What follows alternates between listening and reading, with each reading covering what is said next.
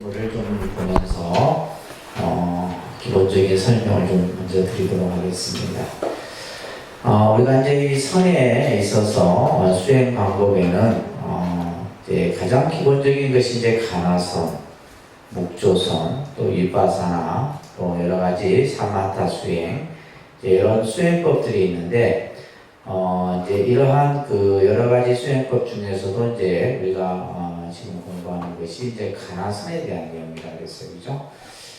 그래서 이 가나선에서 가장 중요한 개념이 바로 이 화두 공안이라고 하는 부분인데, 이것을 조금 여러분들이 이해를 좀 잘 하셔야 됩니다. 자, 먼저 공안의 의의를 한번 보면, 공안이란 말이 도대체 뭐냐? 자, 공안이란 스승과 제자 간의 오고 간 문답에서 이 공안이라는 말이 이제 사용되어집니다. 근데 이 문답은 일상적인 대화다. 일상생활 속에서 그냥 묻고 답하는 가운데서 나타나는데, 이것은 그냥 대화이지만은 또 한편으로는 뭐요? 스승이 제자에게 가르침을, 깨우침을 주는 하나의 어떤 방편이 되기도 한다. 이렇게 볼 수가 있습니다. 원래 이제 이 공안이라고 하는 한자가 가지고 있는 그 뜻은 공부의 안책이다, 이런 이제 좀 어려운 표현인데, 쉽게 얘기해서 뭐냐면 공문이에요. 공문. 우리 공문서 있죠, 그죠? 그래서 이제 우리가 공문서는 보통 상급 기관에서 하급, 혹은 또 하급 기관에서 상급으로 올리는데, 이것은 그래서 이제 중국에서 이 공안이라는 말을 정부의 공문서나 법령을 가리키는 말로 사용되어졌다고 해요. 그래서 우리가 이제 공문이라는 것은 이제 한번 그 공문이 내려가게 되면 어떻게 돼요? 그 공문의 중에서 모든 어떤 일들이 이루어지죠, 그죠? 그래서 이것은 이제 어떻게 보면 절대적 결정권을 가지고 있는 그런 의미다. 이것이 이제 우리가 이 중국에 와서 선에서 이 공안이라는 용어를 같이 사용하게 된 건데, 말 그대로 뭐요? 스승의 말씀, 스승이 제자에게 한 말은 이것에 대해서는 뭐요? 이제 그것을 제자가 나름대로 해석하거나, 그죠? 또 그것을 자기 생각대로 이해하려고 해서도 안 된다는 거예요. 그래서 이것은 어떻게 보면 스승이 그 제자를 공부에 대한 검증을 통해서 제자는 스승으로부터 수행의 경지를 인가를 받게 되는. 그래서 여기서 중요한 말이 사자상승이라는 말이에요. 그러니까 사자상승. 다시 말해서 스승과 제자, 다시 말해서 스승의 법을 제자가 서로 이어서 그 가르침을 계속해서 이어가는, 이것이 바로 이제 하나의 공안의 그러한 이제 뜻 속에 담겨 있어요. 그래서 조교지서위지공안이라는 말이 이제 써지는데, 이 조교라는 말은 옛 선사, 조사들의 가르침을 조교라고 해요.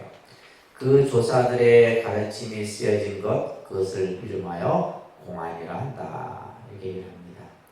그러니까 공안은 스승과 제자 간에 오고 가는 대화이므로 화두라고도 한다. 그래서 공안이라는 말과 화두라는 말은 이제 같은 의미예요. 그래서 우리가 이제 공안이라고도 쓰고 화두라는 말을 쓰는데, 이제 언어라고 하는 것은 어떤 단어를 좀 더 이렇게, 그죠? 자주 쓰느냐에 따라서 그 언어가 보편화되죠, 그죠? 그래서 이제 공안이라는 말도 널리 알려져 있는 말이지만은, 실제 우리가 이제 선을 하는 사람들에게는 화두라는 말이 더 이제, 그래서 우리가 이제 간혹 여러분들 뉴스 같은 데 보면 뉴스 앵커가 어떤 문제에 대해서, 그죠? 그 문제를 지칭할 때, 예를 들면 정치적 화두, 뭐 이런 이제 용어들을 쓴다는 거예요. 화두라는 것이 이제 이 선의 용어인데도 굉장히 보편화된 용어예요. 그래서 어떠한 문제, 핵심적인 어떤 문제를 가리킬 때 화두라는 말을 이제 쓰다 보니까 이제 화두가 좀 더 보편화되어 있는 거죠, 그죠? 그래서 근데 여기서 이제 화자는 말씀 합자예요, 말씀. 그 다음에 한자로 이 두자는 머리 두자인데, 이 두라는 뜻은 이제 전미사죠. 전미사이기 때문에 뜻이 없어요. 그러니까 쉽게 말해서 그냥 화두가 뭐냐? 말이다. 누구의 말이냐? 바로 선사의 말이다. 선사의 말. 그래서 선사들이 쓰는 언어, 이것을 화두라 하는 거예요. 자, 이러한 화두인데 이것을 불조의 기연, 이것을 이름하여 공안이라고도 하고 화두라고 한다. 여기서 이제 기연이라는 말이 중요한 말이에요. 기연. 이제 여러분들이 이제 이 용어가 좀 이제 많이 좀 생소한 언어들이 많이 사용이 되죠, 그죠? 용어들이 사용되는데 이 기자가 한자로는 우리가 보통 근기할 때도 기틀기 자, 기자입니다. 그다음에 연은 이제 우리가 인연할 때 연자죠, 그죠? 그다음에 기연, 기연이라는 말을 우리가 많이 써요. 그러니까 이 기라는 말은 어떤 뜻이냐면 어떠한 계기라는 뜻이에요. 어떠한 계기. 그리고 그 계기가 되는 뭐예요? 연은 뭐예요? 인연이라는 뜻입니다. 다시 말해서 우리가 깨달음을 우리가 증득하기 위해서는 뭐예요? 반드시 그 깨달음을 얻게 되는 뭐예요? 계기의 인연이 만들어져야 돼요. 그냥 깨달아지는 게 아닙니다. 우리가 예를 기도를 하는 데 있어서도 기도의 가피를 얻게 되기 위해서는 뭐예요? 기도의 기연이 필요한 거예요. 그 계기가 되는 인연이 필요한 것이다. 그것을 불교에서는 뭐라 그래요? 기연이라는 말이에요. 그래서 예를 들면 스승이 제자에게 법을 일러주는데 제자가 그냥 평상시는 잘 몰라. 법을 일러주는데도 몰라. 그런데 어느 상황에서 이 기연이 만들어지는 거예요. 그랬을 때 이제 요즘에 스승의 한 말에 대해서 제자가 딱 알아듣는 거죠. 그러고 나서 바로 깨달음을 이루게 되는 이것을 기연이라는데 이것을 또한 공안이라고도 하고 화두라고도 합니다. 스승의 언선이나 그 스승의 생애에서 지어온 일화가 수행의 모범으로서 제자에게 주어지게 되고 제자는 그것을 통해서 깨달음을 이루는 거예요. 그러니까 이 말은 뭐냐면 스승의 그 삶 자체가 바로 가르침이다라는 거예요. 스승의 삶 자체가. 그래서 우리가 이제 지난 시간에도 그런 선사들의 그 스승과 제자의 대화가 있었죠, 그죠? 네가 밥을 차려오면 밥을 먹고 차를 올리면 차를 마시고, 그죠? 그 가운데 내가 이미 너에게 법을 다 일러주었다는 거예요. 그처럼 그 스승의 삶 자체가 하나의 깨달음이 되는 거죠. 그래서 여러분들이 이제 흔히 성철 스님이나 법정 스님이나 이런 큰 스님들을 평가할 때 그 스님이 공부를 많이 하고 어떤 깨달음을 얻고 이게 여러분들에게 주어진 게 아니라 그 스님이 어떤 삶을 살았는가. 예를 들면 이제 큰 스님이 돼서도 혼자 빨래를 하고 떨어진 옷을 입고 또 예를 들면 혼자서 바느질을 하고 이런 모습에서 사실은 사람들에게 큰 스님으로서의 모습이 각인이 되는 거지. 예를 들면 그냥 무슨 말을 잘하고 그죠? 이런 데서 오는 게 아니다. 그런 것들이 이제 바로 제자들에게는 어떤 수행의 모범이 되어지고 그것이 하나의 어떤 공부를 할 수 있도록 하는 힘이 되는 거예요. 그래서 공안은 깨달음을 검증하는 수단이다. 깨달음을 검증하는 하나의 수단으로서 예를 들면 부처가 뭐냐, 도가 뭐냐 라고 했을 때 스승의 한마디 탁 던졌을 때 그것에 대해서 탁 알아차릴 수 있는 공부를 갖춰야 되는 거죠.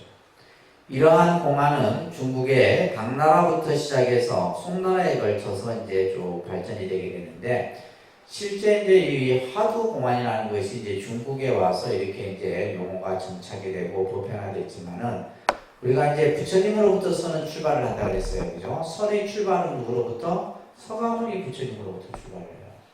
그러니까 서가모니 부처님이 가섭에게 3번에 걸쳐서 화두를 던집니다. 그것을 이제 삼처전심이라고 하는 이야기가 전해지죠. 그죠? 그래서 예를 들면 이거예요. 서가모니 부처님께서 염산회상에서 설법을 하다가 연꽃을 하나 딱 들어보여요. 연꽃 한 송이를 딱 들어보이자 가섭이 빙그레 웃은 거예요. 그 연꽃을 들어 보이는 것에 대해서 답을 해준 사람은 누구예요? 가섭밖에 없다 이 말이에요. 그 서가모니 부처님의 마음을 알아차린 것은 가섭인 거예요. 이것이 어떻게 보면 화두의 출발점인 거죠. 그리고 이제 두 번째 같은 경우는 이제 삼처전심의 두 번째인데, 서가모니 부처님께서 다보탑에서 설법을 하고 계시는데 가섭이 좀 늦었어요. 그런데 이제 막 저기 오는 모습을 보고 서가모니 부처님께서 자리를 딱 옆으로 비껴서 앉으시는 거예요. 가섭이 그 자리에 와서 딱. 이게 이제 바로, 근데 이미 뭐야? 이거는 이신전심으로 이미 서가모니 부처님의 그 법을 뭐예요? 가섭이 바로 알아차린 거죠. 이렇듯이 이제 우리가 이 선이라고 하는 것이 바로 이러한 공안과 화두라는 걸 통해서 스승이 제자에게 법을 전하고 또 깨달음을 얻을 수 있도록 가르치는 겁니다. 근데 실제 이런 이제 중국 선에서는 이러한 공안과 관련된 어록들이 굉장히 많이 이제 나오게 되는데, 대표적인 어록들이 있어요. 그러니까 조주로, 저 한자로 써 있어. 읽으시면 됩니다. 그냥 벼감록, 무문강, 종용록, 이런 것들, 이런 것들이 이제 공안집이라고 그래요. 그래서 이제 실제 우리가 사실은 교학보다는 선이 더 어렵습니다. 선은 이제 실제 예를 들면 우리가 문자나 언어를 이렇게 중요하게 여기지 않는다 하지만 실제 교보다도 문자나 언어로 된 것이 더 많아요. 그래서 이제 이러한 공안집들이 있는데, 그래서 벼감록 같은 경우는 이제 공안 100치기, 그러니까 100가지의 공안이 여기에 수록이 되어 있어요. 벼감록, 아주 유명한 어록입니다. 벼감록. 그 다음에 무문강 같은 경우는 무문회계 스님이 송대 때 쓴 이 공안집인데, 공안 48칙이 산문과 송으로 이렇게 게시되어 있어요. 종용록은 이제 여기에도 이제 고측 백칙이라 해서, 그러니까 고측이라는 것은 뭐냐면 옛 법칙, 다시 말해서 공안을 얘기하는 거예요. 이것이 이제 백칙이 모아져서 만든 거예요. 그래서 우리 도서관에도 다 있습니다. 뭐 벼감록, 종용록, 무문강 이런 어록들이 전부. 그래서 이 정도 이제 우리가 이제 볼 정도면 이제 공부를 많이 더 이제 해야 됩니다, 그죠? 자, 이런 것들이 있다. 이런 어떤 공안집들이 만들어진 이런 여러 어록들이 있다라는 정도만 이제 듣고 넘어가시면 돼요.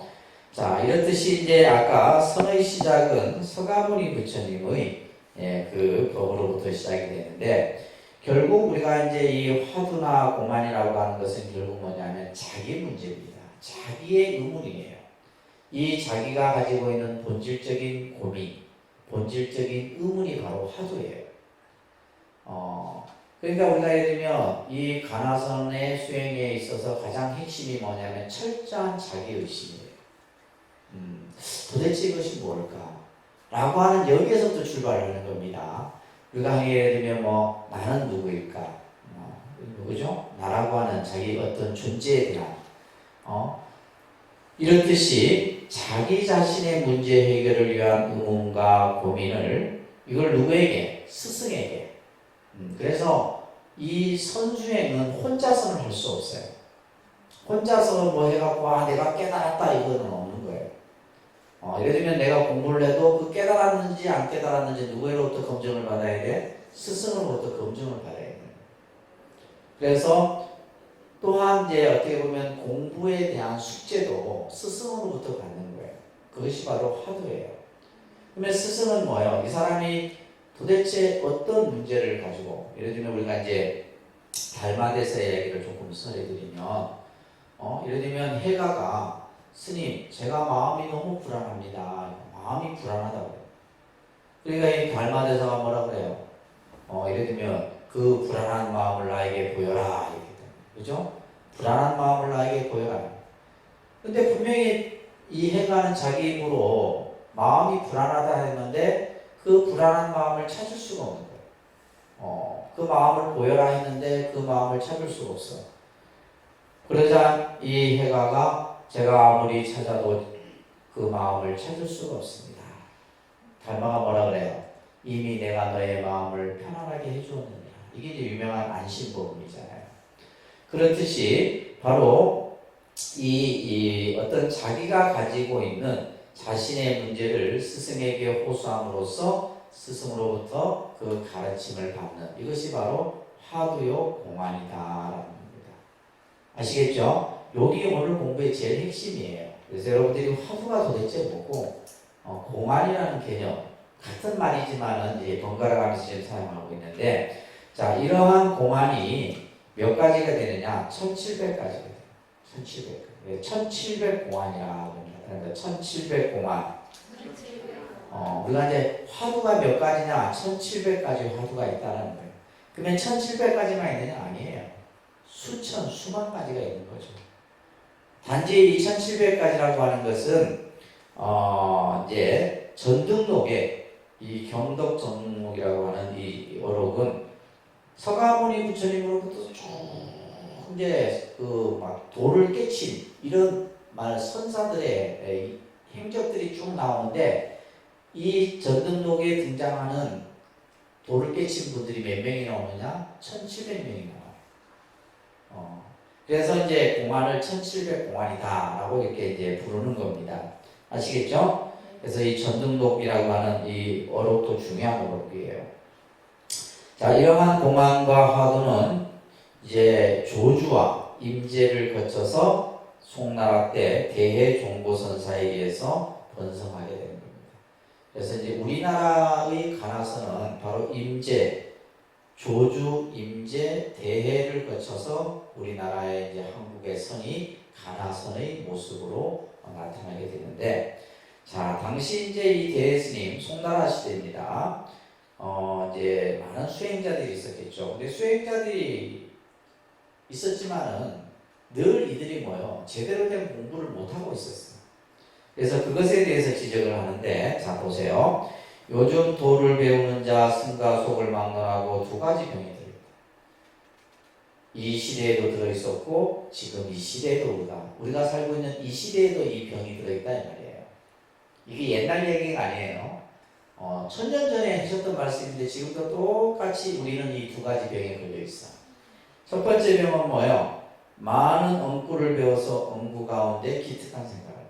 다시 말해서 뭐예요? 불교 공부한다고 막 경전을 찾고 막 그냥 말해갖고 불교가 어떻고 뭐 도가 어떻고 이러면서 이것도 뭐예요? 이건 제대로 된 공부를 하는 게 아니에요. 그래서 우리가 예를 들면 요즘 이제 사실은 뭐 저희도 불교 대학이다 뭐다 이런 걸 통해 갖고 이것을 여러분들이 이제 잘못 받아들이고 잘못 이해하면 이건 뭐예요? 병이 되는 거예요. 그러니까 우리가 그렇잖아요. 약도 이게 나한테 잘 쓰면 약이 되지만 약을 잘못 쓰면 어떻게 돼요? 오히려 병이 되는 거예요. 똑같은 겁니다. 우리가 예를 들면 지식이 됐든 어떤 수행이 됐든 어떤 것이든 그것이 나에게 맞지 않으면 무조건 뭐가 돼요? 병이 되는 거예요. 독이 되는 것이죠. 그렇잖아요. 그리고 코로나 우리가 지금 이 뭐 바이러스 치료제도 마찬가지예요. 어떤 사람에게는 치료제가 되지만 어떤 사람에게는 뭐요? 오히려 역효과를 배우는 거와 똑같은 거예요. 그러니까 어떤 뭐 경우든 다 똑같습니다. 그래서 부처님께서 그런 이제 막 그런 공부들을 경계를 많이 한 거죠. 또 한 가지는 뭐냐면 엄구로 깨달음에 든다고. 다시 말해서 뭐예요? 문자랑 어도로서 불교가 이런 거구나, 도가 이런 거구나, 깨달음이 이런 거구나 알아요. 그리고는 뭐예요? 선의 본래에 있지는 엄구 가운데 있지 않다라는 말을 듣고 다 엄구를 버리고요. 이거 도라고 하는 것은 문자에 있지 않아. 책 볼 필요 없어. 조사의 말씀 들을 필요 없어. 이런 식으로 하는. 이게 두 가지 병이에요. 근데 요즘 우리 사람들이 이 두 가지 병이 걸려있다. 그러면서 뭘 하고 있느냐? 두 눈을 닫고 눈 감고 그죠? 뭐만 하고 있어요? 죽은 놈의 흉내만 내립니다. 전부 앉아서 지금 그러고 있어요.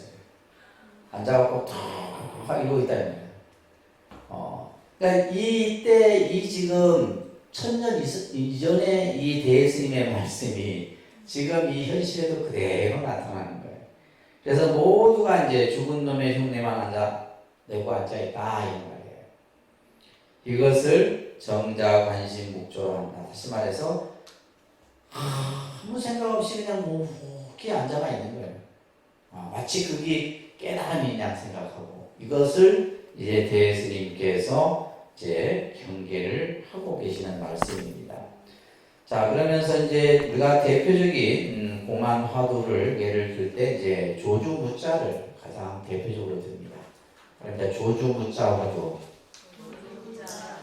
우리가 이제 무자 화두라고 해요. 무자 화두. 조주 스님의 무자 화두인데, 자, 조주가 법을 설할 때 다음에 고칙을 인용합니다. 이제 승이 조주에게 묻기를 계에게도 불성이 있습니까? 이게 뭐예요?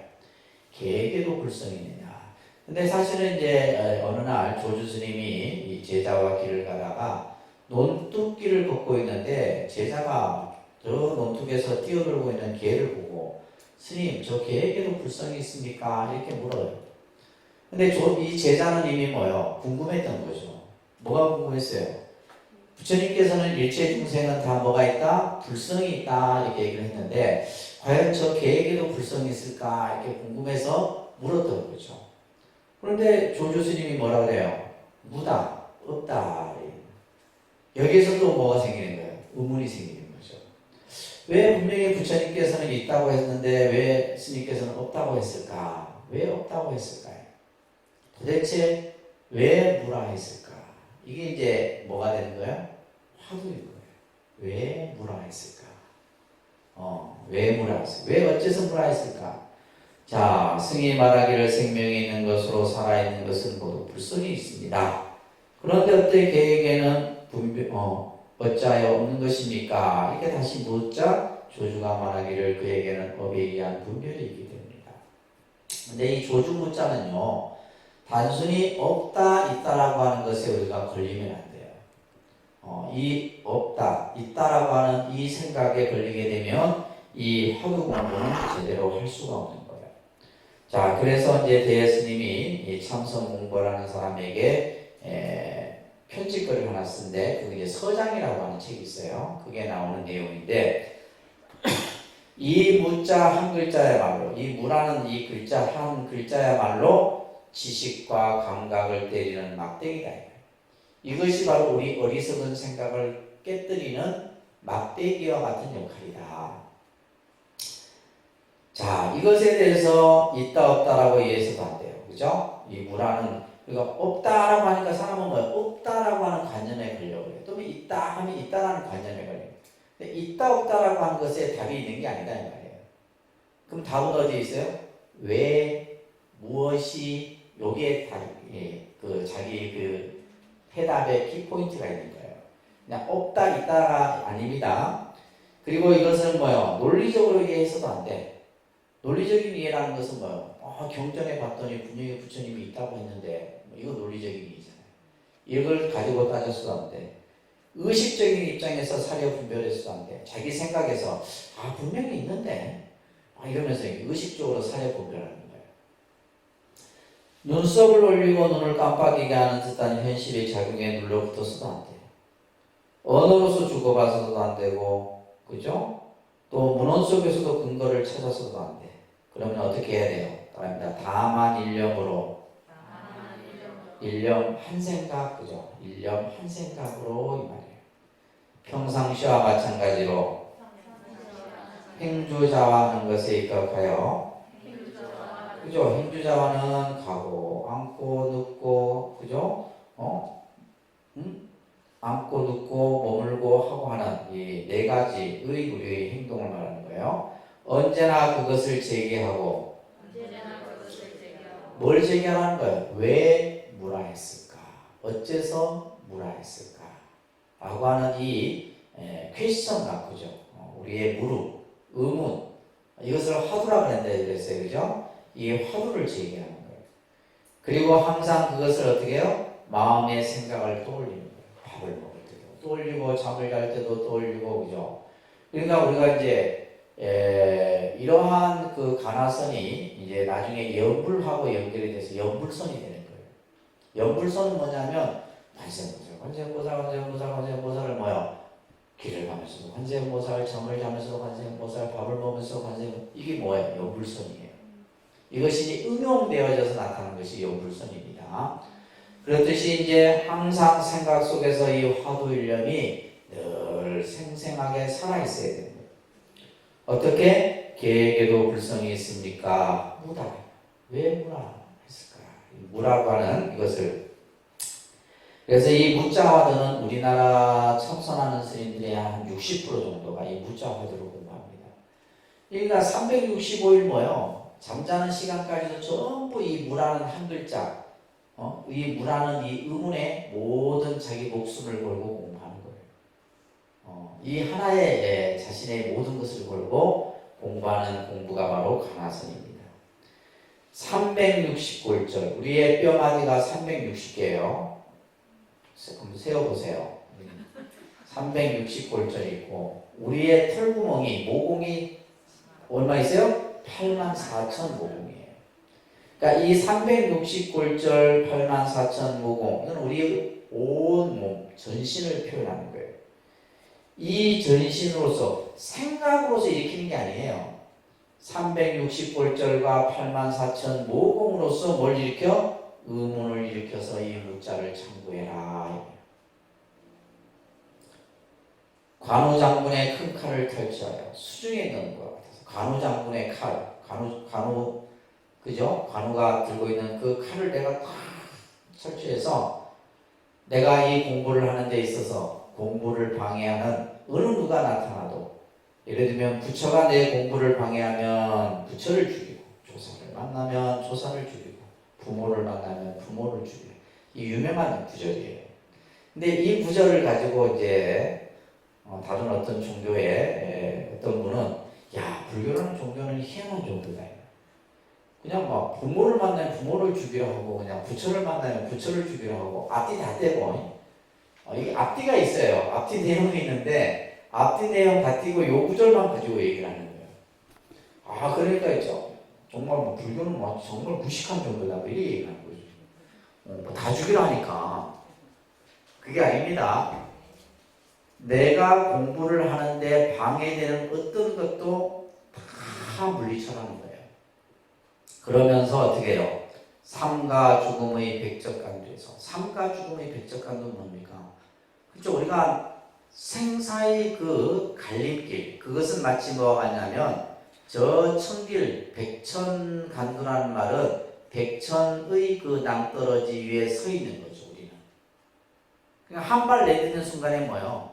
생과 사가 갈라지는 거죠. 그 길 위에서 대자유를 얻는 거예요. 그러면서 육도사생 가운데를 향해 유의삼매하리라. 여러분들이 아직 이제 이 선에 대해서 정확하게 아직 개념이나 이런 이제 공부에 대해서 아직 안 하다니, 저희 이제 스님들 같은 경우는 처음엔 교도 배우고 이제 점차 수행을 하면서 이 선에 대한 공부를, 어록을 이렇게 보고 하면 참 이 불교 공부가 얼마나 참 이 뭐랄까 말로 표현할 수가 없는 거죠. 때로는 막 우리가 공부하다가 그래 이거야 하면서 막 내가 이걸 찾기 위해서 내가 불교를 내가 출가를 했구나 막 이런 어떤 느낌이 들 정도로, 이 선에 대한 이 조사들의 말씀이나 이런 것을 보게 되면 경을 보는 것과 또 달라요. 경은 부처님이 우리들에게 이렇게 하나하나 조근조근 그죠? 말씀하는 거지만, 이거 선은 뭐예요? 그래서 나중에 설명드리겠지만은 이 선은 경절문이라고 합니다. 경절문. 경절문이라는 것은 뭐냐면 지름길이에요. 여러분이 우리가 이제 똑같이 산을 오르는데 이미 그 사람들이 많이 다녔던 알려진 길은 뭐예요? 쉽죠. 가다 보면 앉아서 쉬는 데도 있고, 그죠? 좀 편하게 좀 누워있기도 하고, 그러다가 올라가요. 근데 시간이 어떻게 해요? 많이 걸리죠. 많이 걸립니다. 근데 이제 사람들이 아무도 다니지 않는 길이 있어요. 그 산을 아주 잘 아는, 이 사람은 뭐예요? 지름길이에요. 그러니까 예를 들면 3시간 걸릴 거 이 사람이 가면 뭐예요? 1시간 만에 올라가죠. 어떻게? 쉬지 않고 올라가는 거예요. 근데 이 지름길로 가는 이 길은 뭐예요? 힘들어요.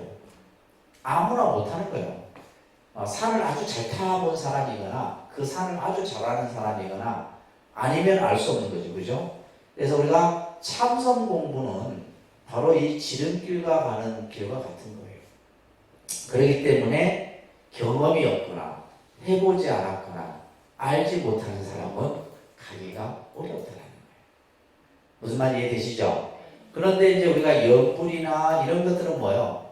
그냥 갈 수가 있어. 따라만 가면 되니까. 할 수. 그래서 이것은 뭐냐면 점차적으로 단계를 밟아서 갈 수 있는 공부고, 참선은 뭐냐면 바로 지기로 하는 거예요. 그래서 이제 우리가 흔히 참선 공부를 하는 사람은 상극이라만 할 수 있다. 이런 이제 말씀들이 있는 거예요. 자, 그러면서 여기서 이제 이러한 의문, 밑에 보면 의단이라는 말이 있어야 되는데, 의단이라는 말은 의심덩어리 이런 뜻이에요. 단자가 똘똘 뭉칠 단자거든요. 단자가. 그래서 우리가 이제 의단이라는데 이것은 의문덩어리를 얘기합니다. 그러니까 이제 뭐냐면 아까 360골절과 84,000 모공으로서 온 몸으로 뭘 삼으라? 의문을 일으켜요. 다시 말해서 내가 전체가 하나의 뭐요? 의심 덩어리가 되는 거예요. 의문의 덩어리가 되는 거예요. 그러다 보면 의심하는 나와 의심되어지는 그 상대가 결국 하나가 되는 거예요. 이게 이제 공부가 완성되어가는 경지 속에서 나타납니다. 근데 우리가 이제 처음에 이 화두를 들면 화두가 잘 안 들립니다. 화두가 잘 안 들려요. 망상이 생기고 딴 생각이 일어나고 뭐 화두를 듣다 보면 화두는 어디 간대요 또 그죠? 망상 속에서 놀아요. 그래서 우리가 흔히 이제 스님들이 예를 들면 50분을 참선을 하면 45분은 망상 속에 놀아요. 그러면 정말 화두를 딱 들 수 있는 그 시간은 5분 정도. 그러면 45분 동안 노느냐? 그게 아니에요. 그게 점점점 이제 공부가 되어 갈수록 뭐요?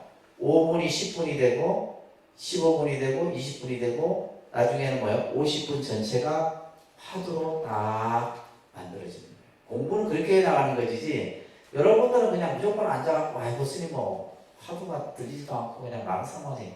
당연한 거죠. 당연한 거예요. 자, 그래서 밑에 보세요. 우리가 화두를 드는 이유는 산란과 혼침을 제거하기 위한 하나의 공부의 방편이에요. 그러니까 예를 들면 아무 생각 없이 그죠? 우리가 예를 들면 이제 뭐 명상 같은 경우는 어떤 대상에 대해서 그죠? 알아차리고 이것도 어느 정도 일시적인 거예요. 나중에 그것도 지나가 버리면 아무 생각이 없어. 그냥 고요함 속에 그냥 빠져버립니다. 그러면 공부가 더 이상 나아가지 않는 겁니다. 그런데 이제 우리가 이 화두를 통해서 산란이라는 것은 생각의 어지러운 상태를 산란심이라고 해요. 어지러운. 생각이 복잡하고 막 그냥 막 이리 갔다 저리 갔다 이런 생각이 이렇게 갔다 저런 생각이 복잡해지는. 그 다음에 혼침이라는 것은 뭐냐면 생각이 몽롱해지는 거예요. 의식이 몽롱해집니다. 실제 그래 해져요. 하다 보면 실제 이제 생각의 혼침 속에 딱 들면 뭐냐면 헛소리가 나와요. 나도 모르게 헛소리가 나옵니다. 헛소리가 나오는데 이제 우리가 보통 스님들이 간혹 그것을 기 빠지는 소리라고 해요. 그러니까 화두를 딱 챙기고 있어야 되는데 화두를 내가 놓치는 순간 혼침에 들어가고 있잖아요. 혼침에 들다 보면 나도 모르게 뭐가 나와요? 헛소리가 나와요. 그런 경우들을 이제 다 경험을 하셔야 돼요. 그래서 화두를 들므로써 우리는 산란과 혼침을 제거하고 그죠? 내가 가지고 있는 그 의문에 대해서 철저하게 그것을 하나의 이제 의심덩어리로 만드는 거예요. 의심덩어리가 점점 커지겠죠. 커지다 보면 나중에 그것이 다 깨뜨려져 버립니다. 그것을 우리는 화두타파 이런 말을 쓰는 거예요. 화두타파. 그죠? 자, 그런데 이제 우리가 일반적으로 참선을 공부하는 사람들이 이 화두가 들리지 않는 몇 가지 이유가 있어요. 첫째, 좌선이 습관적으로 몸에 배어있지 않기 때문에. 그래서 제일 먼저 우리가 이 참선 공부든 명상이든 간에 앉아있는 것을 조복해야 돼요. 앉아있는 것. 그래서 우리는 보면 앉아있는 것도 힘들고 서있는 것도 힘들고 그죠? 걸어다니는 것도 힘들고 누워있는 것도 힘들고 다 힘들어. 사실 어떤 자세가 편하다고 할 수 없는 거예요. 내가 한 자세로 어느 정도 일정한 시간이 지나면 우리는 다 피곤이 느껴집니다. 그런데 이제 이 자선이 습관화돼 버리게 되면 이제 스님들 같은 경우는 이제 참선을 뭐 10년, 20년 하신 분들은 누워 있는 것보다 앉아 있는 게 편하다 그래요. 그러니까 뭐요? 앉아서 잠을 자는 거예요. 그러니까 우리가 흔히 말해서 앉아서 10년 동안 눕지 않는 장자불화를 수행하는 분들이 나오는 이야기가 그래서 가능한 거예요. 예를 들면 10년 동안 눕지 않아요. 그냥 앉아서만 다 생활하시는 거예요. 그래서 이제 우리가 이 자선, 참선이 어려운 이유 중에 하나가 습관이 몸에 배어있지 않고, 두 번째는 뭐예요? 경험이 부족합니다. 경험. 그래서 이 경험이라는 것은 오랜 시간을 통해서 익혀지는 거지. 그러니까 예를 들면 이제 경험이 이제 잘 이렇게 익숙해지면 뭐예요? 다리가 아파도 다리를 풀 수 있고, 그죠? 내 몸을 이제 다스릴 수 있는 그런 노하우가 생기는 거예요. 그래서 이런 것들은 이제 시간이 필요한 겁니다. 세 번째가 중요한 거죠. 화두에 대한 절대적 확신이 부족해. 그죠? 대부분 사람들이 아이고 화두를 한다고 내가 이 깨달음이 오겠나? 이걸 한다고 내가 깨달아지겠나? 이런 생각을 하거든요. 그냥 화두에 대한 확신이 부족한 거죠. 그래서 우리가 기도도 마찬가지고 기도에 대한 확신이 부족하면 기도는 성취될 수 없어요. 모든 공부가 마찬가지입니다. 이 세 번째가 아주 중요한 내용이에요. 네 번째는 마음을 간절하게 화두에 두지 않아. 아까 360골절과 84,000모공으로 화두를 참고하라 했는데 머리로만 하는 거예요. 머리로만 하니까 이게 돼요? 안 돼요? 안 되는 거죠.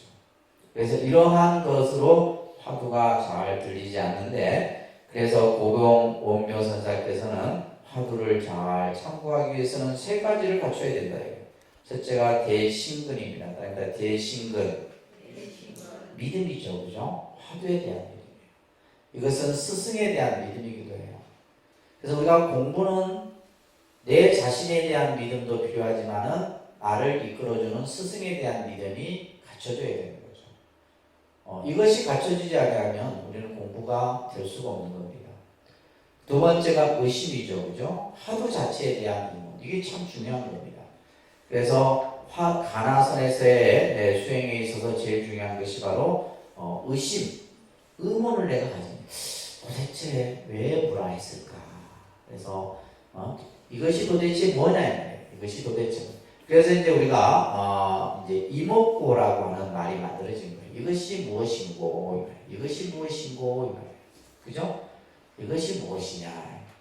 예를 들면 부처가 무엇이냐? 부처에 답이 있는 게 아니에요.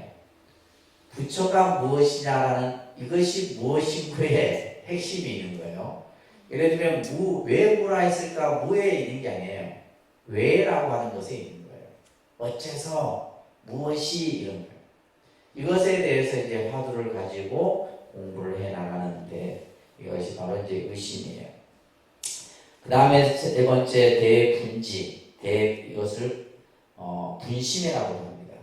이것은 뭐냐면 내가 예를 들면 우리는 중간에 안 되면 뭐요? 포기를 하고 좌절을 하잖아요. 이게 아니에요. 떨치고 일어나려고 하는 그런 정진심, 용맹심 이런 것이 있어야 된다는 말이에요.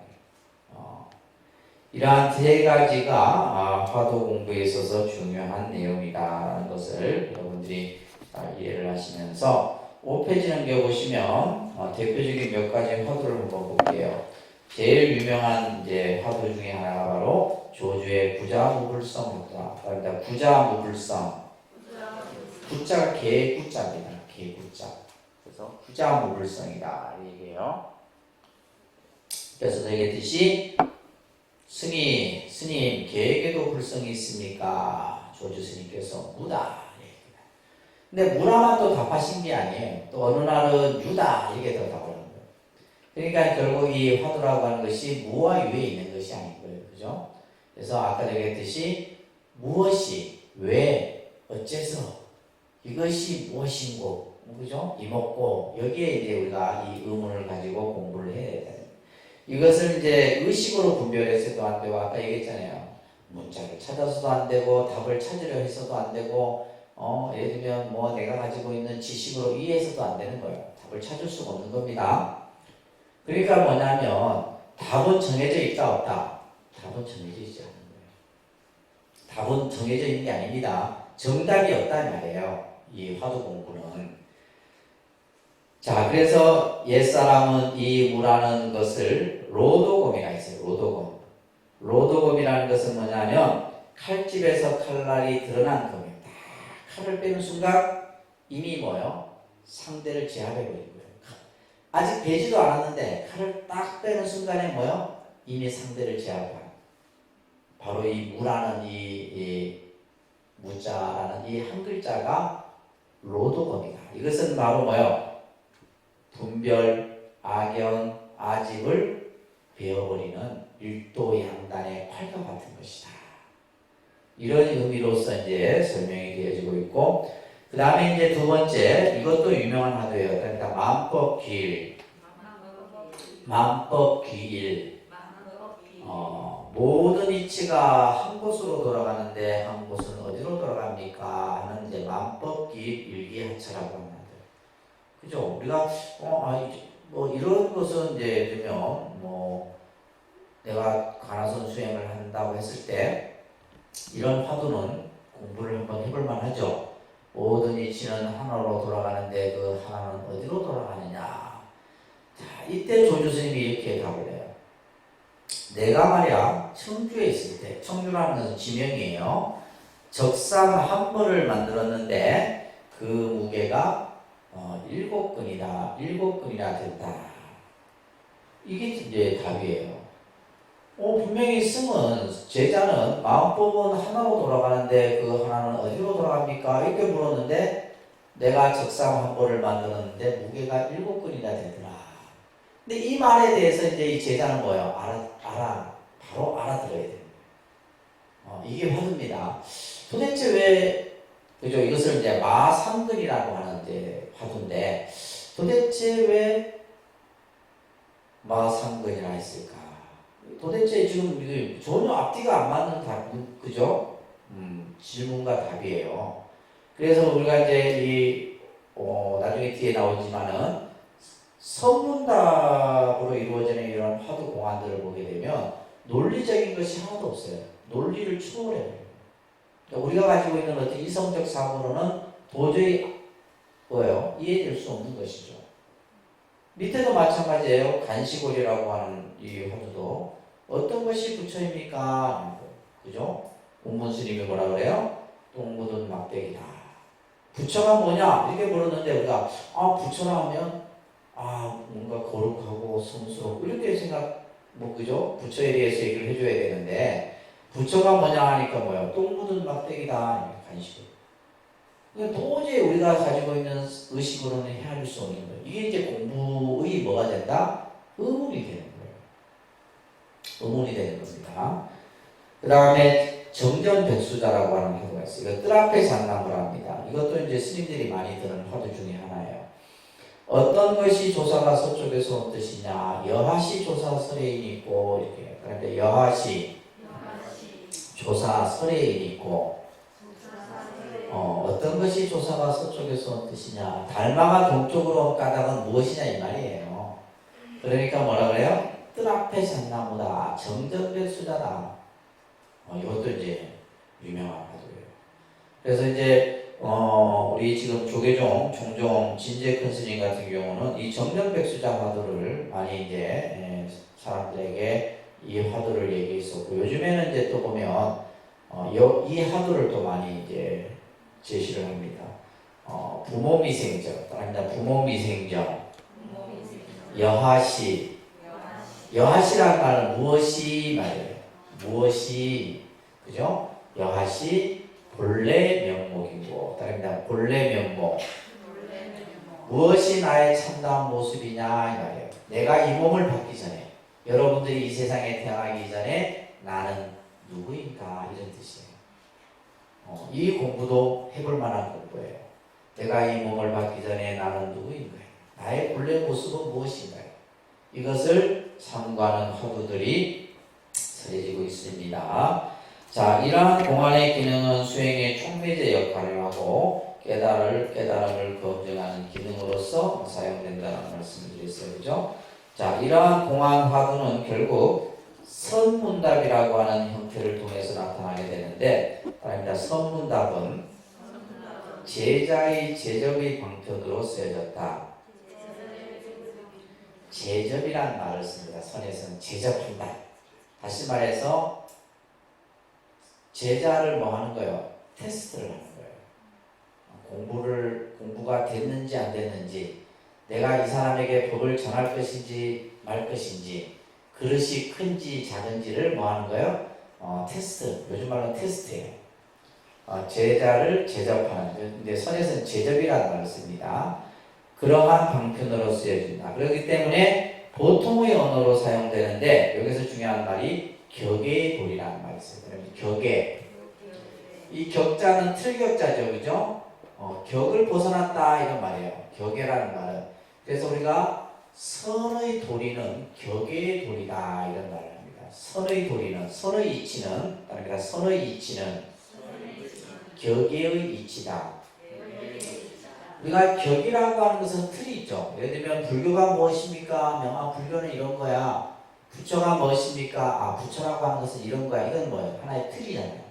아까도 얘기했죠. 뭐예요? 부처가 무엇입니까? 똥막대기다. 이건 뭐 한 거예요? 격을 벗어난 거예요. 이것을 격의 도리다.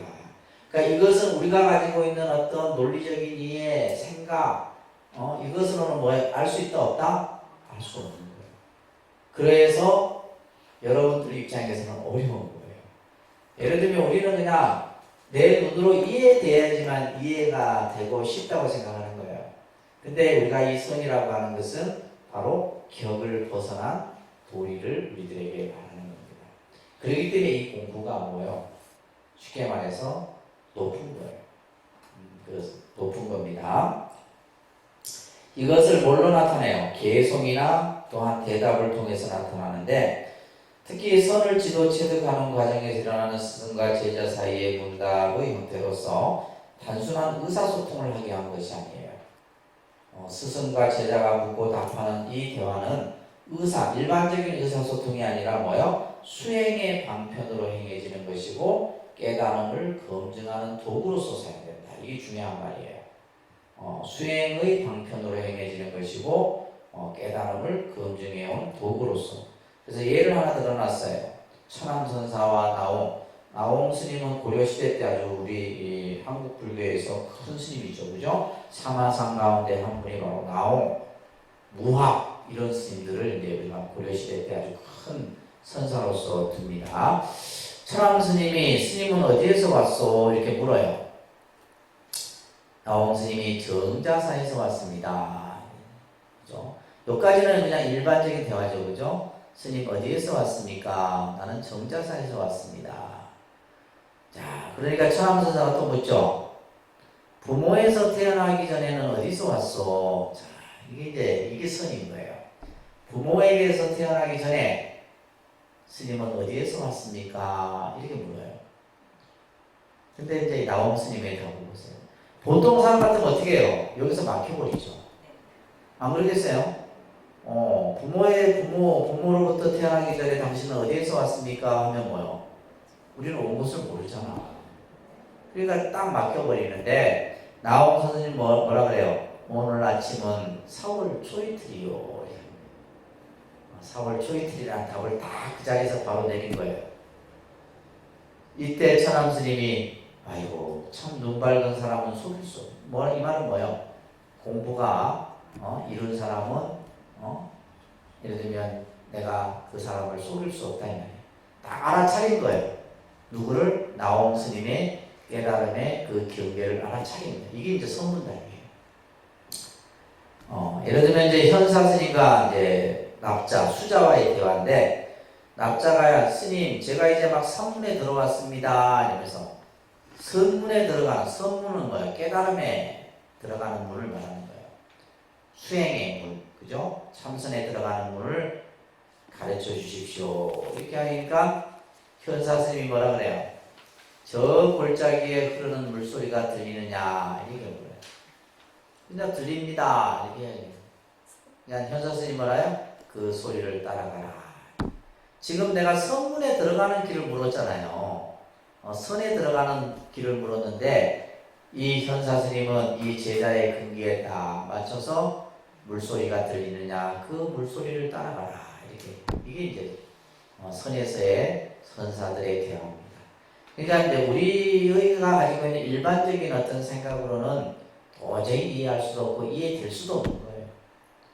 근데 우리는 그냥 모르니까 아이고 어렵다 이게 무슨 말인지 모르겠다 이러는 거죠. 근데 이 안에 뭐가 있다? 깨달음의 도리가 있다. 아시겠죠? 이게 선입니다. 그래서 묻고 답하는 이것은 자기 표현 수단으로서 선문답은 동문서답이 아니에요. 사람들이 이제 동문서답으로 많이 이제 얘기를 하는데 동문서답이 아닙니다. 그건 신비적인 유의, 다시 말해서 말장난도 아니에요. 동문서답도 아니고 말장난도 아니에요. 이것은 바로 뭐다? 선가의 언어 속에서, 선의 언어 속. 그래서 우리가 선이 가지고 있는 독특한 언어예요. 이 언어 속에서 드러나는 표현 방식이에요. 무엇을 드러내는 거예요? 깨달음의 세계가 그 대화 속에서 드러난다 이런 말이에요. 그래서 선문답은 일상적이고 상식적인 언어들이 사용되는데 주로 오도송이라고 합니다. 그래서 오도송 내가 딱 깨달음을 얻고 나서 그 깨달음의 세계를 그냥 시로서 우리가 이제 일반적인 시를 불교에서는 이제 개송이라 하는데 그 개송으로서 나타나는 것을 오도송이라고 하고 전법계 이런 이제 여러 개송들이 있어요. 열반할 때는 또 열반 개송을 또 스님들이 이제 표현하기도 하죠. 근데 이러한 개송에는 뭐가 들어있냐면 상징과 비약이 함축되어 있어요. 그렇죠. 우리가 시가 그렇잖아요. 그죠? 시가 그냥 단순히 이제 시인들이 시를 쓰는데 그 시가 그냥 있는 그대로만을 나타내는 것이 아니라 그 안에 뭐가 있어요? 상징과 비약이 담겨 있잖아요. 예를 들면 우리가 한명원의 님, 그 님이라는 것이 여러 어떤 상징과 그 의미가 그 속에 담겨 있는 똑같은 거예요. 그래서 이제 이러한 것들이 이제 선에서 여러 가지 언어 형태로 나타나는데, 그래서 선에서는 언어만 나타나는 것이 아니라 따라합니다. 할, 방, 손짓, 몸짓, 이런 이제 예를 들면 손짓도 몸짓도 이런 것들이 전부 뭐예요? 언어예요. 그래서 우리가 예를 들면 이제 특히 손 모양을 참 중요하게 여기는데 이것을 우리가 이제 부처님도 보면 이제 손 모양 그것을 수인이라고 해요. 뭐라 한다고요? 수인. 예를 들면 비로자나 부처님 같은 경우는 이렇게 있고, 예를 들면 아미타 부처님은 이렇게 있고, 이건 다 수인. 이게 뭐예요? 그냥 단순히 무슨 뭐 손 모양을 여러분들 보여주기 한 게 아니에요. 이 지금 수인은 뭐냐면 깨달음의 세계를 우리 중생들에게 보여주는 거예요. 그래서 손 모양을 보고 이 부처님은 어떤 부처님이고 알 수가 있는 거예요. 그래서 할은 뭐예요? 우리가 이제 선사들이 법상에 올라가서 주장자를 한번 탁 치면서 그죠? 할 한다는 거예요. 그러면 이 할이라고 하는 한마디 속에 뭐가 있는 거예요? 깨달음이 있는 거예요. 어떤 사람은 그냥 졸다가 깜짝 놀라죠, 그죠? 이게 할이에요. 그래서 이 할을 주로 누가 많이 사용했냐면 임재 스님께서. 그래서 임재할이다 그럽니다. 근데 임재할. 임재 스님께서는 항상 법상에 올라가서 할을 하십니다. 그래서 요즘 이제 우리 뭐 성철 스님도 그랬고 여러 선스님들이 법상에 올라가서 그 스님들의 법문을 들어보면 할을 합니다. 그 할이 바로 뭐예요? 깨달음의 소식을 듣는 이에게 전해주는데 아무도 못 알아듣죠. 못 알아듣는. 그 다음에 방이 있어요. 방. 주장자로 내려치는데 이 주장자로 내려치는 방은 덕산 성감선사께서 주로 사용하였던 방편입니다. 덕산방이라고 해요. 그러니까 덕산방, 임재할, 이런 이제 다양한. 그리고 이제 또 보면 구지선사라는 선사가 있는데 이 구지선사는 항상 뭐냐면 제자가 누군가가 법을 물으러 오면 항상 그래요. 엄지를 항상 이렇게 대. 스님 깨달음이 뭡니까? 말로 하는 게 아니에요. 딱 손가락으로. 이런 이제 이게 뭐냐면 다 뭐예요? 언어예요. 깨달음의 모습을 보여주는 하나의 언어다. 자, 선문답에서 사용하는 언어는 선의 세계와 깨달음의 세계를 표현한다. 이 말이 중요하죠, 그죠? 선에서 사용하는 언어는 어떤 것을 나타내는 거예요, 그죠? 선의 세계라는 것은 마음의 세계예요. 선의 세계는 무슨 세계? 마음의 세계와 깨달음의 세계를 표현하는 거예요. 통도사의 큰 스님 중에 한 분인 경봉선사께서는 항상 법을 물으러 오는 사람들에게 이런 질문을 합니다. 어디서 왔느냐 이렇게 묻습니다. 항상 어디서 왔느냐. 그러면 이제 질문을 받은 사람은 나는 뭐 대구에서 왔습니다. 아니면 부산에서 왔습니다. 이렇게 할 거 아니에요, 그죠? 답을 하면 그 다음에 이제 하시는 말씀이 극락에는 길이 없는데 어떻게 왔느냐 이렇게. 여기서 다 막히죠. 극락에는 길이 없는데 너는 어떻게 왔느냐 여기에서 막히는 거예요. 이것에 대해서 답을 할 줄 알면 뭐요? 이제 공부가 이제 인정을 받는 거죠. 이런 식의 이제 문답들이 이루어지는 겁니다. 아시겠죠? 자, 이런 것들을 전부 선에서 사용하는 다양한 화두, 공안, 그 다음에 선문답 이런 것들을 기본적으로 여러분들이 준비를 하시면서 교재를 한번 볼게요. 자, 교재. 자, 이제 지금 제가 설명드렸던 내용을 듣고 교재를 보면 조금 아주 이해하기가 좀 쉽습니다. 자, 98쪽에 보시게 되면 우리가 보통 이제 수행에 있어서 크게 우리가 몸의 건강을 위한 수행이 있고 마음의 건강을 위한 수행이 있다. 두 가지로 나눌 수 있는데 그래서 몸의 건강을 위한 것은 우리가 여러분들이 잘 알고 요가라든지 체조라든지 기공, 수련 이런 것들이 있을 수 있겠죠. 그죠? 그 다음에 이제 마음을 위한 수행하면 뭐 사마타, 위파사나 또 이제 대표적인 것이 이제 우리가 선에서는 가나선 수행, 묵조선 이런 것들을 얘기를 하는 겁니다. 자, 그래서 이제 가나선을 잠깐 우리가 보게 될 텐데, 자, 이 가나선은 의미는 화두를 가난다, 화두를 본다 이런 뜻이에요. 간화. 이 간자는 볼간자거든요. 화두를 본다, 화두를 관한다. 그래서 앞에서도 얘기했듯이 화두라고 하는 것은 자기의 스스로가 가지고 있는 본질적인 문제를 말하는 거예요. 자기 문제, 자기의 본질적 문제를 화두라고 하는 거예요. 그러니까 예를 들면 우리가 그 문제가 깊으면 깊을수록 공부는 더 잘 되겠죠, 그죠? 그래서 우리가 모든 공부는 퀘스천 마크에서부터 시작이 되는 거예요. 공부를 잘하는 사람은 의문을 가져야지 공부를 잘하는 겁니다. 의문을 갖지 않고 그냥 멍청하게 앉아있으면 공부가 안 되는 거예요. 도대체 불교가 뭘까? 불교라는 것에 궁금해야지 어떻게 되고요? 불교 공부가 재밌는 거예요. 왜냐하면 하나하나 알아가니까 재밌는 거지. 도대체 선이 뭘까? 이제 그래야지 선 공부가 재밌는 거지. 예를 들면 뭐 불교에 대해서 관심도 없고 선에 대해서 관심도 없는 사람이 공부를 한다 공부가 되겠어요? 공부가 안 되는 거예요. 예를 들면 나는 무엇일까? 나는 도대체 나는 누구일까라고 하는 이 문제를 가져야지만 예를 들면 명상이 됐든 뭐가 됐든 공부가 되는 거예요. 그래서 이 화두를 관하는 것은 바로 그러한 자기의 문제를 스승으로부터 그 공부에 대한 가르침을 받아서 하나하나 이제 받아가 나가는 거죠. 그죠? 그래서 관화선의 창시자는 누구라 그랬어요? 대해종고라고 하는 스님입니다. 대해종고선사. 이 대스님의 여러 가르침들이 참 많아요.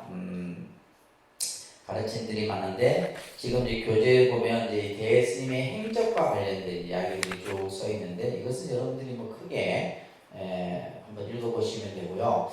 대스님은 참 많은 일들을 겪습니다. 그래서 특히 그 젊은 시절 때는 이제 100페이지 보시게 되면 원어극근선사라고 하는 스승을 이제 찾아서 가르침을 배우게 돼요. 원어극근선사. 이 원어극근선사는 당대 아주 큰 스님입니다. 그래서 이제 우리가 보통 이제 선사들이 스승을 잘 만나서 가르침을 잘 배워 자신의 공부를 이뤄나가요. 그래서 원어극근선사를 만나서 공부를 해 나가는데 당시 장상령이라고 하는 무진거사와의 친교를 쌓게 됩니다. 이분은 이제 재상이었어요. 쉽게 말해서 정승이었어요. 굉장히 고위직에 있던 관료였는데 이분과 이제 아주 친교를 맺고 이제 이 장상령이라는 인물이 원어극근 스님을 극근선사를 찾아가서 법을 배울 것을 권유를 하죠. 이때 37살입니다. 이때 이제 하루침을 배우고 이제 깨달음을 얻게 됩니다. 그러면서 이제 당시 이 시대가 굉장히 전란이 이루어졌던 그런 시대입니다. 그래서 이제 이 스님도 전쟁을 피해서 산속에 들어가서 혼자서 수행을 하기도 하고 이러면서 이제 여러 이제 시간들을 보냅니다. 그러다가 53살이 되던 해에는 귀향살이를 하게 되는데 이것도 이제 아무래도 이제 어떤 정치적인 그런 음모에 휩싸여서 귀향살이를 하게 돼요. 그래서 귀향살이를 굉장히 오래 합니다. 67살, 53살에 귀향살이를 들어가서 다시 이제 67살이 되었을 때 이제 누굴 만나냐면 묵조선의 창시자였던 굉지 정각선사를 만나게 됩니다. 그리고 나서 이제 주지를 하게 되는데 70살에 주지를 해요. 굉장히 늦은 나이에 이제 당시 경산의 주지가 되기도 했는데 이제 75살에 입적을 하게 됩니다. 이런 이제 스님의 이 대선사의 행적을 우리가 잠깐 보게 되면 이 스님께서는 나름대로 귀향살이도 하게 되고 옥살이도 하고 또 때로는 정말 권력이 있는 이 장상영이라는 거사와 여러 또 이제 친교를 쌓기도 하고 또 갱지정각선사를 만나서 또 이분에게도 이제 또 서로 공부에 대해서 얘기도 하고 이런 것들을 우리가 볼 수가 있어요. 그러면서 당시 이제 이 그 대선사는 묵조선에 대해서 굉장히 비판하는 이야기들을 많이 합니다. 102페이지 보시게 되면 대보솔이라고 하는 책에 요즘 도를 닦는 수행자들이 스스로 의심하지 않고 그죠? 자기 공부에 대한 의심은 하지 않고 남 의심만 하고 있다 이 말이에요. 그러면서 말한다. 의심이 커야 깨달음도 크다. 이 유명한 말이에요. 대의지하의 필요대오라는 말인데 의심이 커야 깨달음도 크다. 그래서 우리가 의심을 일으키는데 그 의심이 근데 우리가 예를 들면 이제 여러분들이 화두를 공부하는 데 있어서 내가 살아가는 인생의 문제 어떤 작은 그죠 시시콜콜한 이 문제는 어때요? 시간이 지나면 다 해결됩니다. 다 해결되는 시간이 지나면 다 해결되는 문제들이에요. 그리고 내가 한 생각 바꾸면 다 해결되는 문제들이에요. 근데 정말 내가 풀어야 될 큰 문제가 있다 이 말이에요. 그 문제가 바로 뭐예요? 생사의 문제예요. 나고 죽음의 문제입니다. 그래서 그 문제를 가지고 공부를 지어갔을 때 깨달음도 크게 나타나는 거예요. 그러면서 그 밑에 102페이지 하단에 보면 전도망상인 마음.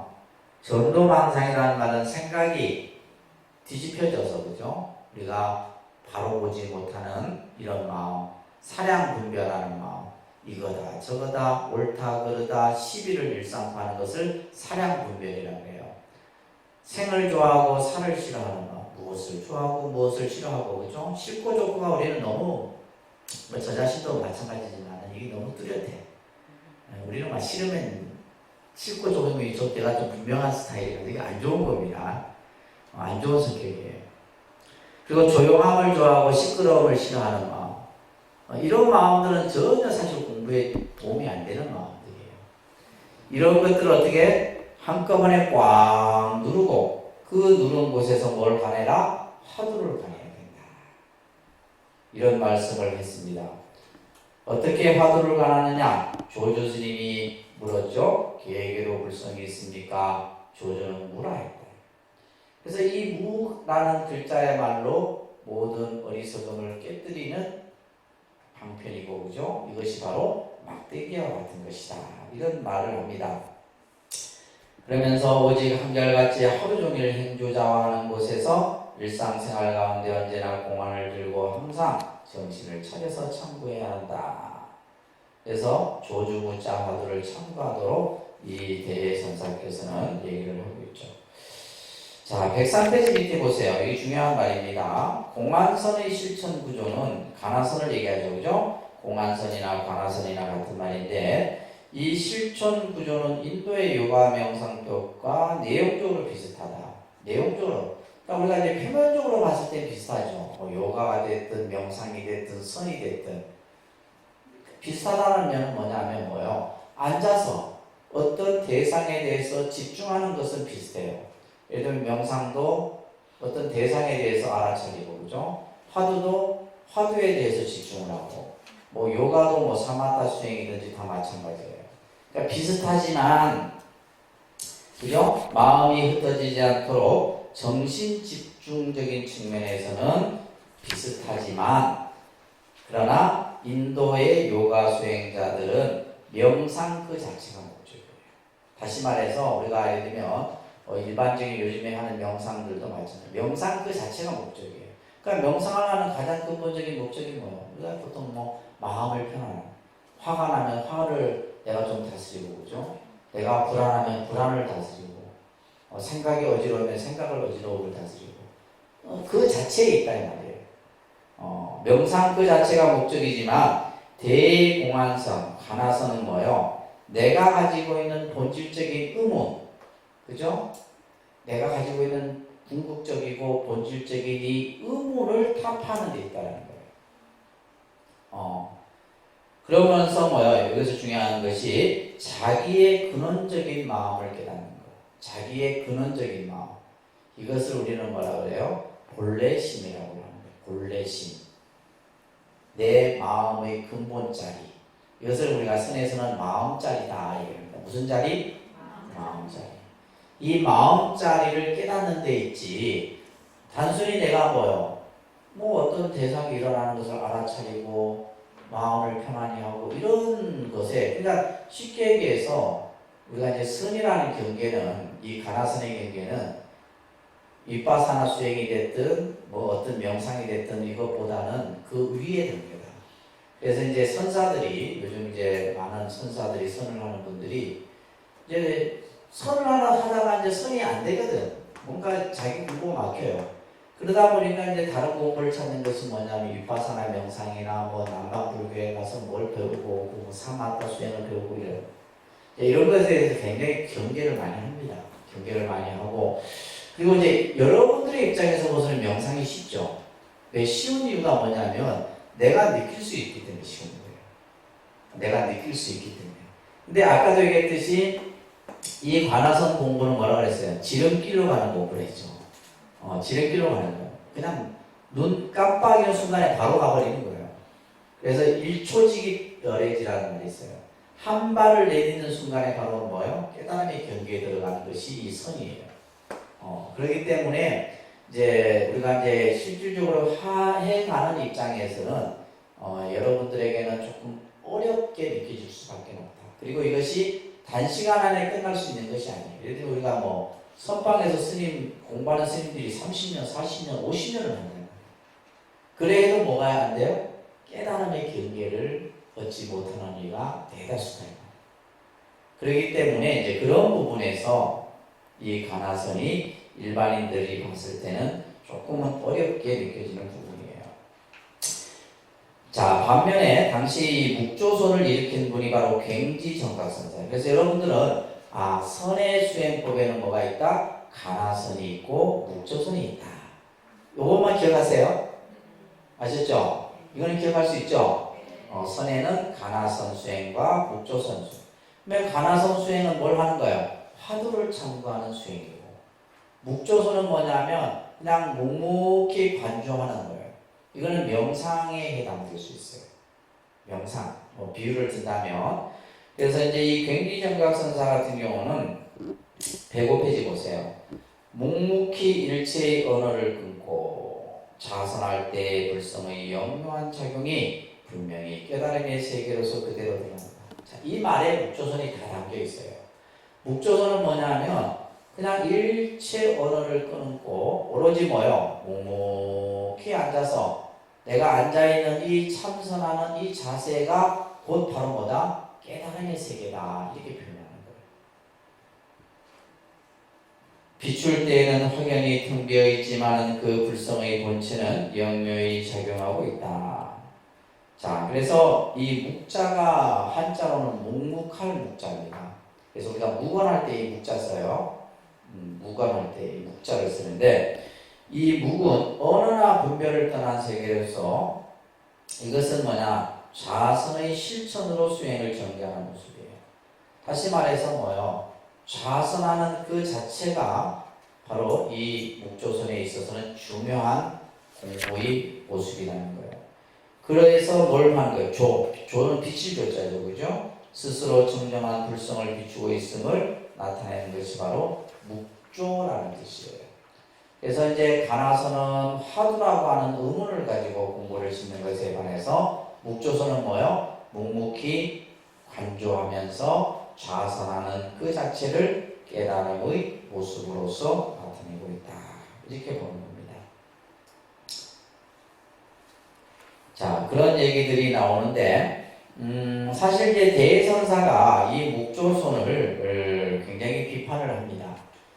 비판을 하는 이유 중에 하나가 아까도 얘기했듯이 뭐요? 죽은 놈의 흉내만 내고 앉아있다는 거예요. 아주 그냥 너무 신랄한 비판이죠, 그죠? 묵조선을 수행하는 이들을 마치 묵묵히 눈을 꽉 감고 그냥 죽은 놈의 흉내만 내고 있다라고 이렇게 비판을 했던 거죠. 그 정도 이제 당시 우리가 마찬가지예요. 지금도 우리가 선과 명상이 서로 어떻게 보면 그 공부에 대해서 뭐 때로는 비판을 하기도 하고 그죠? 또 때로는 어떤 것이 우월하다라고 어떤 우리가 학회나 이런 데서는 계속 논리적으로 서로 얘기를 하듯이 이 시대 때에도 뭐예요? 가나선과 묵조선이 서로 굉장히 다투었던 그런 시대예요. 그렇지만 이제 이 묵조선 같은 경우는 나름대로 또 이제 이 선이 발전이 되기도 합니다. 107페이지 보시게 되면 투자의청이라든지 부용노예라든지 관아자순 이러면서 이제 이 송나라 시대 때 조동종이라고 하는 종파로 이제 발전이 되게 돼요. 조동종. 그래서 이제 우리가 가나선은 임재종풍이라고 합니다. 가나선은 무슨 종풍? 임재종풍이라. 그러니까 임재종풍이라는 말은 임재 스님의 선풍이 이어져 내려온 거예요. 그러면 임재의 선풍은 누구로부터 이어져요? 육조해능. 육조해능은 누구로부터? 달마. 달마는 누구로부터? 서가모니 부처님. 이렇게 이어지는 거예요. 그래서 그것이 쭉 이어져서 내려오는 선풍, 임재 선풍을 가나 선풍이라고 하고 조동종 선풍을 우리가 이제 보통 이제 묵조 선풍이라고 얘기를 하는 겁니다. 특히 이 밑에 보시게 되면 그 107페이지 끝에 둘째 줄에 보게 되면 도견이라고 하는 에헤이 도견이나 도견. 그러니까 일본에서 일본 선생 가운데 아주 유명한 분이 바로 도견 선사예요. 이 도견 선사로 인해서 일본에는 조동종이라고 하는 종파가 만들어지게 돼요. 지금도 굉장히 큽니다. 그래서 이제 우리가 보통 일본선을 조동종 선풍이라 얘기하고 한국의 가나선을 뭐라 그래요? 이제 임재 선풍이라 이렇게 생각해요. 근데 일본에서도 임재종이 있어요. 일본에서도 임재종이 있습니다. 동경에 가면 이제 구마자와 대학이라고 구마자와 대학이라고 하는 대학은 이제 임재종을 이렇게 선풍을 이렇게 공부하고 하는 대학이에요. 그래서 이제 특히 이 임재종 같은 경우는 이제 우리가 한국의 선풍을 주로 이렇게 계승하고 있고 이제 아까 얘기했듯이 일본은 조동종 선풍을 계승하고 있어요. 자, 우리가 이제 보면 우리나라는 실제 이제 이 선풍이 언제 들어오냐면 신라 말에 들어옵니다. 신라 시대 때. 신라 시대는 당시 이제 우리가 여러분들 한번 이제 역사의 생각들을 조금 추려보시면 원효라든지 의상, 자장 이런 스님들은 신라 때 인물이죠, 그죠? 특히 원효 스님이나 의상 스님은 화엄의 대가입니다. 화엄 사상. 자장 스님은 화엄과 유래의 대가였어요. 원효 스님은 특히 법상종, 육아유식 쪽에 아주 대가였어요. 그러니까 이 세 스님이 이제 어떻게 보면 신라의 아주 이제 교화계에서는 최고를 이뤘던 분이죠. 그런데 이러한 스님만 있는 것이 아니라 우리가 예를 들면 신라시대 때 도의국사라든지 신라시대 때 도의국사라는 분이 계세요. 이 도의국사는 중국에 들어가서 중국의 선을 배우는데 누구로부터 배우느냐 하면 서당지장이라고 하는 스님으로부터 배워요. 이 서당지장이 아주 중요한 인물입니다. 예, 한국 선을 어떻게 보면 이분이 이제 주로 아는 한국의 이 선성들이 서당지장의 문화에 들어가서 선풍을 배워요. 그래서 이제 나중에 신라에는 뭐가 이루어지냐면 구산선문이 형성이 됩니다. 무슨 선문요? 구산선문이라고 하는. 그래서 이것은 이제 다음 시간에 이제 저희가 공부할 내용인데, 그래서 구산선문이 형성이 되고, 그리고 이제 통일신라 시대 때 같은 경우는 이제 선보다는 사실 교가 더 아주 왕성하게 이루어집니다. 그래서 당시 이제 화엄종이라든지 법상종이라든지 열반종이라든지 이런 이제 종파들이 크게 일어나고, 그리고 이제 고려시대 때 고려로 넘어가게 되면 통일신라 이후에 고려죠, 그죠? 고려시대 때도 이제 고려시대에 선풍이 일어나게 되죠. 그리고 이제 조선시대 때는 이제 대표적인 우리가 서산, 사명대사 이런 선사들에 의해서 이제 선이 이어지게 되고, 이러면서 이제 쭉 계속해서 한국의 선이 전개되는 과정들을 저희가 이제 다음 시간에 공부를 하고 선에 대한 것은 이제 마무리를 하도록 할까 합니다. 아시겠죠? 자, 그래서 다음 시간에는 구산선문을 중심으로 해서 조선에 이르는 선풍까지 공부를 하도록 하겠습니다.